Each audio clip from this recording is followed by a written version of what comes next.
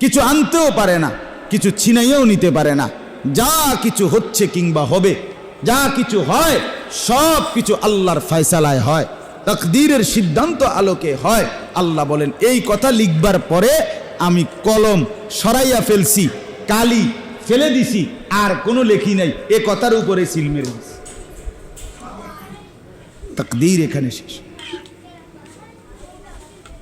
হ্যাঁ, মখলুক কিছুই করতে, দাওয়াত ও তাবলীগের সাথীরা, এই যে তাবলীগের কাজ করে যারা মসজিদে মসজিদে, দেশে দেশে, মহল্লায় মহল্লায়, অঞ্চলে, ওনারা সবচেয়ে বেশি বারবার বারবার বারবার এই কথাটাই বলে, এটাই মনে করা যে ভাই মখলুক কিছু করে না, যা করে তো কে করে? আল্লাহ করে, সব আল্লাহ করে। আমরা এটা বুঝি। আয় হুজুর, আমনের কথা মতন লইয়া বইয়া থেকে লইব।